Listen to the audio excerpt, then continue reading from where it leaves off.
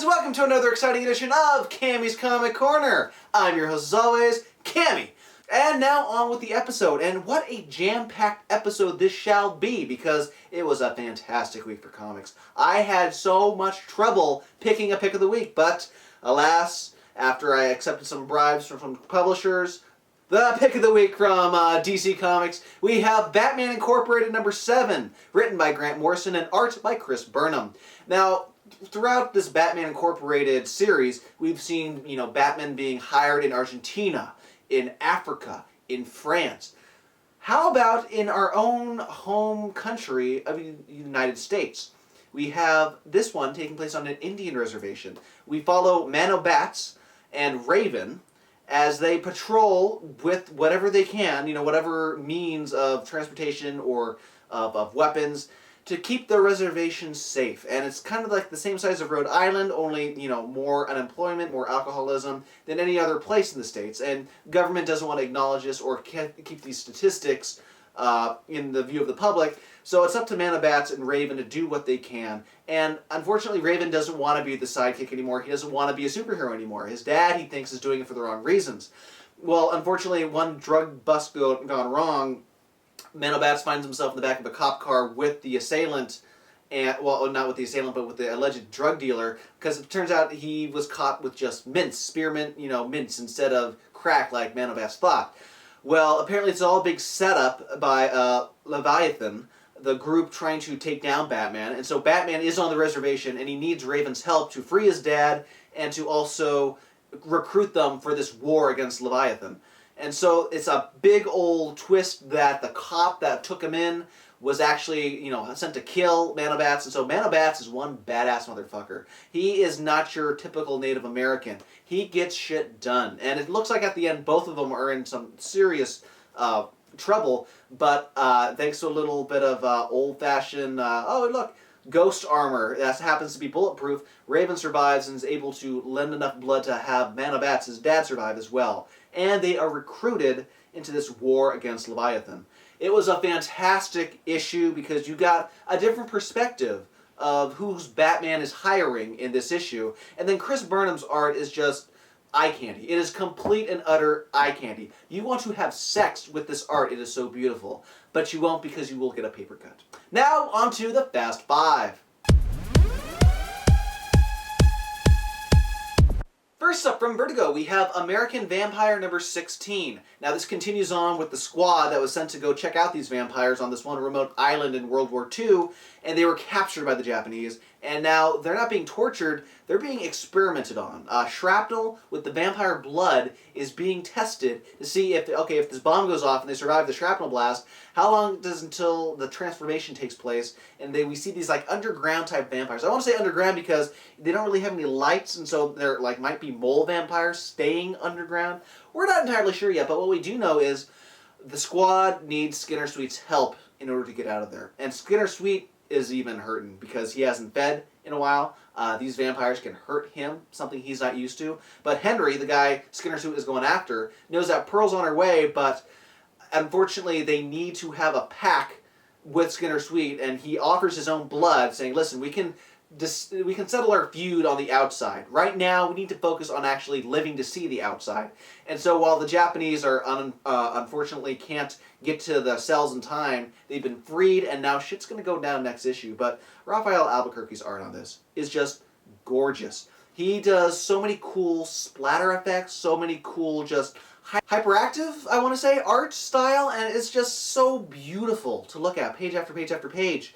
And then Scott Snyder's story is just something I haven't seen in a vampire story before. So I'm totally hooked. Can't wait to see what happens next. Next up from Image, we have Witch Doctor number 1.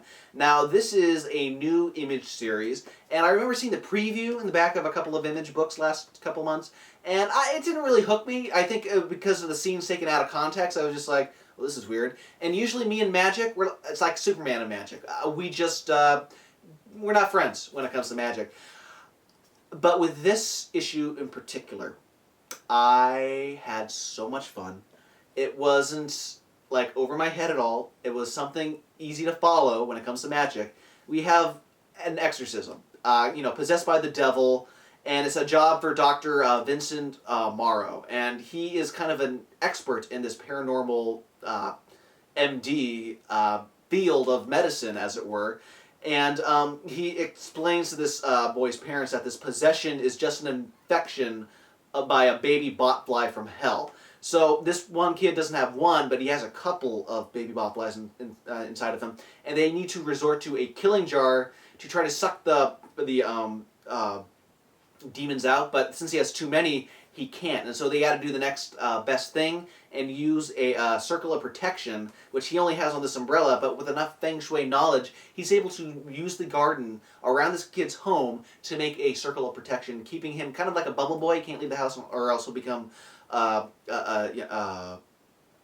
possessed by demons again. But it was just so clever, and the art by Lucas Kettner was very beautiful to look at as well. But Brandon Seifert, he's onto something here. It's kind of like House meets just the exorcism of Emily Rose in a sense, where instead of a scalpel, when he asks for a scalpel, he gets a hot sword, a flaming red hot sword, to strike down these demons. It was very creative, something you don't see in comics nowadays, a story like this. And I don't know, it kind of had a sense of Doctor Strange, and Doctor Strange is always something a character I enjoy. So to have this kind of humor and storytelling in this book, I'm definitely recommending that you go pick this up, try it yourself, because I'll be right back here for issue 2. I liked what I read. Next up from Marvel, we have Avengers, the Children's Crusade #6. Now, I know what you're saying to yourself. This book has been delayed forever, it feels like. Well, not to worry. Because of the story it's telling, you don't need to worry about being up to date with Fear Itself or any of the other Marvel events, because you don't really know when chronologically this event takes place. What you do know, though, is this damn good storytelling by Alan Heinberg. So just because it's such a great story, I don't want to reward it by saying, oh, well, you know, be as late as you want, as long as you have stuff like this.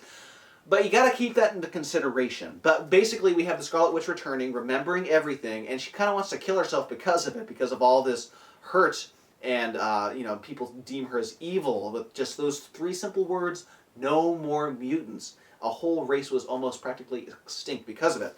So now she wants to kind of turn over a new leaf and thinks maybe we can reverse the word somehow. Maybe I can bring this whole species back. And while some people like the Avengers still don't trust her, she's brisked away by her children, Wiccan, and the other one, the fast one, with the young Avengers, and they try it out on Richter of X Factor to see if she can reverse his powers and get him to have actual, you know, magnitude type powers again.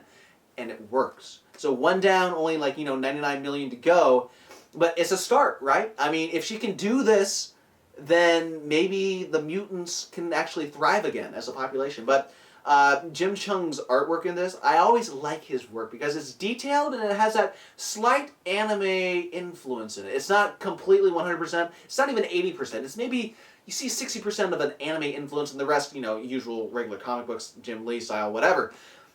But it really works in this story, and that's what I think I really liked. Story and art, like, they're really equal in this issue.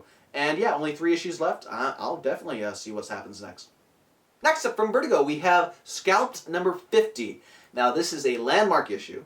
It is Jason Aaron, Aram Guerra, Jill Thompson, Jordi Renee, Steve Dillon, and a bunch of other artists contributing to this book. But basically, we get kind of the history of the reservation, and also we learn the art of scalping. I mean, the whole title's named Scalped, and it's finally covered in the 50th issue. Like, you know, we're almost done with the series. And oh, by the way, want to know how to scalp someone? Yeah, you just take a slice all the way back around to the back of the neck, and then you take a big firm grip and just yank it off. And so you see this like prairie soldier teaching his son how to scalp an Indian, and then at that camp that night, they are on the other end of the machete, and it's a Indian brave teaching his son how to scalp someone. And then this Indian brave, several years later, goes on to become one of the prisoners on the reservations when they put the Native Americans on reservations, and his name is Bad Horse, and unfortunately he dies because he gets a little too fresh with the officers putting him there.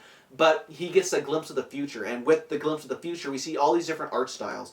And the one that really stuck out to me was Steve Dillon. He did just a spread, or not even a spread, just a pinup of Red Crow and Shunka. And just seeing Steve Dillon's art style in this, like, I love Aram Guerra's style of death. Don't get me wrong. I would not mind seeing just a 3-issue arc of Steve Dillon doing a Scalped comic. It looked really good. His Red Crow and Shunka gave me chills. But yes, this is a great landmark issue. If you've been following the series, you're definitely going to want to pick this up. It doesn't have anything to do with the continuous from the events that happened in 49. So it's a good little breather issue, and you get some great artists attached to this. What's not to love? And finally this week from Dark Horse, we have The Goon number 34. Another book that's you thought was dead, but actually came back from the grave, only to be punched out by the Goon himself. Basically, we get the, in the first half of the book, we get the origin of St. McFuggins Day. And basically this baseball team of sparkly vampires, which Powell does a great job of illustrating the sparkles, the vampires, and getting their asses just beat to them for being too pretty by the Goon. And then the second part of the story is the real evil, they say. It's not the vampires, the sparkly vampires that are the problem. It's the tween girls that are the real evil. And there's only 2 ways of getting rid of an evil tween girl. It's either killing them on hollowed ground or college. Wait for them to go to college, and then the whole epidemic will be over with. But the kids from the orphanage get this new girl, and she's actually a monster, and they get the Goon to come take care of her after getting him completely plastered. And you get so many great little nuggets of dialogue in this, like the Goon wants spaghetti after telling him some just great funny stories that ends with like, and then I broke his arms, ripped off his legs, and pooped in his hat. And then stupid spaghetti eating gorilla. No context I'm going to give you there. It's just, I haven't laughed this hard at a comic book in a while. Like the last one I can think of, it was Superfuckers by James Katolka back in December maybe. But it's been a while, and this made me laugh out loud. So I'm glad to see that they're trying to get it bi-monthly again, because he's been doing a lot of stuff with the Death Clock, with the Chimichanga, which was another great miniseries by him. So hopefully we'll get more Goon more frequently, because if they're there, it's just still funny. If you're a fan of that dark, twisted humor, there's plenty to love in The Goon number 34. Well, comic book fans, that does it this week for Cammy's Comic Corner. If you want more Cammy's Comic Corner goodness, you know where to go. www.cammyscomiccorner.com. Every Wednesday you get a geeky talkie episode. Every Friday you get my favorite covers of the week. Every Sunday you get the weekly review show, as seen here. And then at the start of the month you get the book of the month selection. And at the end of the month, the top shelf selection. And this upcoming book of the month, I gotta tell you, it's strange, there's science, and fantasy as well. So you're gonna all love it, because I definitely do. So that does it this week for Cammy's Comic Corner. I've got some shit to do, so I must leave you now. Yeah, more important than this. You know, I actually have a life outside of this, I'll have you know. I don't know what your friends tell you, but I don't just look at the screen, at the download hits or the comments, and read those, and call myself at night. No, I'm doing 4th of July stuff, because I'm a proud American. So I will see all you fellow patriots tomorrow out on the battlefields as we recreate the Civil War and other fun stuff, and teach those lobsterbacks who they're messing with. So this has been Cammy's Comic Corner. I have been your host, Cammy. I don't know why I got so patriotic there, because usually I'm not this patriotic. Must be the fireworks.